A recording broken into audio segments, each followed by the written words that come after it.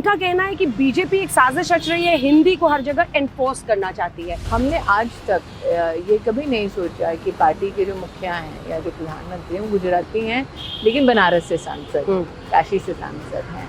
तो अगर आप ये कहते हैं कि वो गुजराती बोलना सब पे थोप रहे हैं तब मैं समझ। और मराठी तो ऐसा मानते हैं कि आपको महाराष्ट्र में रहना है, मुंबई में रहना है, तो आप बोलिए मराठी। कि आप देश में रह रहे हैं तो देश में संविधान जिन जिन भाषाओं को अलंकृत करता है संवैधानिक दर्जे से, आप वो बोलें, उसमें कोई दिक्कत नहीं होनी चाहिए। तो अगर हमें ये लगता है कि हिंसक स्वरूप अपनाने से आप किसी को मजबूर कर सकते हैं तो आप साधारण हिंदुस्तानी की फितरत को नहीं। आज की खबर तो है नहीं, बहुत दिनों से ये चल रहा है और मतलब शिवसेना का एक वक्त पर बहुत राज ठाकरे बहुत अग्रेसिवली इस विषय को उठाते हैं कि भाषा का जो विवाद है इस देश में, हिंदी बनाम मराठी, हिंदी बनाम दक्षिण की जो तमाम भाषाएं हैं, अब इनका कहना है कि बीजेपी एक साजिश रच रही है, हिंदी को हर जगह एनफोर्स करना चाहती है। मेरा परिवार भिन्न भिन्न प्रदेशों से है लेकिन मैं हिंदी में वार्ता कर रही हूँ। क्या ये हमारी मजबूरी है? मेरा ये मानना है कि भारत सरकार निश्चित रूप से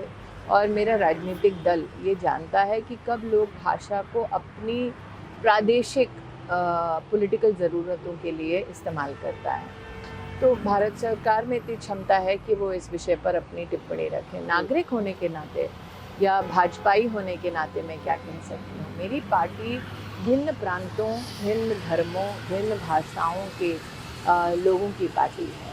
हमने आज तक ये कभी नहीं सोचा कि पार्टी के जो मुखिया हैं या जो प्रधानमंत्री हैं वो गुजराती हैं लेकिन बनारस से सांसद, काशी से सांसद हैं।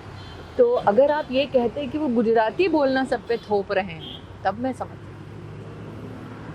गृह मंत्री गुजराती हैं, अगर आप कहते हैं कि गृह मंत्रालय गुजराती थोप रहा है तो मैं समझ। पर मराठी तो ऐसा मानते हैं कि आपको महाराष्ट्र में रहना है, मुंबई में रहना है, तो आप बोलिए मराठी। कि आप देश में रह रहे हैं तो देश में संविधान जिन जिन भाषाओं को अलंकृत करता है संवैधानिक दर्जे से, आप वो बोलें, उसमें कोई दिक्कत नहीं होनी चाहिए। हम 16,000 अलग अलग डायलेक्ट्स में बात करते हैं। आपको शायद झारखंड की वो डायलॉग ना आती हो जो दुमका में इस्तेमाल होती है, आपको शायद सीमांचल की डायलेक्ट ना आती हो, आपको शायद भोजपुरी ना आती हो, आपको बांग्ला नहीं आती हो, तो क्या आप का स्तर एज अ सिटीज़न कम हो जाता है?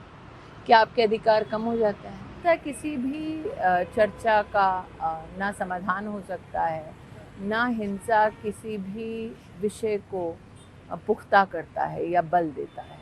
तो अगर हमें ये लगता है कि हिंसक स्वरूप अपनाने से आप किसी को मजबूर कर सकते हैं तो आप साधारण हिंदुस्तानी की फितरत को नहीं समझते। तो आपकी पार्टी का स्टैंड है क्या? आप हिंदी को लगता है कि मेरी पार्टी ने सभी भाषाओं का सम्मान करने की बात कही है। आप देखिए मेरे पार्टी के अध्यक्ष हिमाचल प्रदेश से हैं लेकिन वो हिंदी में संवाद करते हैं। लेकिन मल्लिका भाभी, उनकी धर्मपत्नी वो बंगाल से उनका नाता है। तो मैं नड्डा जी के साथ कई बार, हम लोग कहते हैं जमाई बाबू, तो मैं बांग्ला में भी नड्डा जी से बात करती हूँ। लेकिन मान लीजिए अगर मैं DL संतोष जी जो हमारे संगठन मंत्री हैं उनसे बात करना चाहूँ तो मुझे नहीं, मेरी माताजी को कन्नड़ा आती है। तो कई बार मेरी माताजी घर में अगर नहीं चाहती कि बच्चे कुछ समझें तो वो तेलुगु में बात करने लगती हैं क्योंकि उनको आती है। लेकिन कहीं भी हमारे अपने परिवार में किसी को, अब मैंने पारसी परिवार में शादी की तो गुजराती मेरी मूल भाषा नहीं थी, लेकिन मैंने शादी के बाद वो मुझे आई, मैं बोलना शुरू कर दिया मैंने उसमें। लेकिन कभी परिवार में, समाज में ये विवश नहीं किया गया किसी को कि आपको यही भाषा बोलनी है।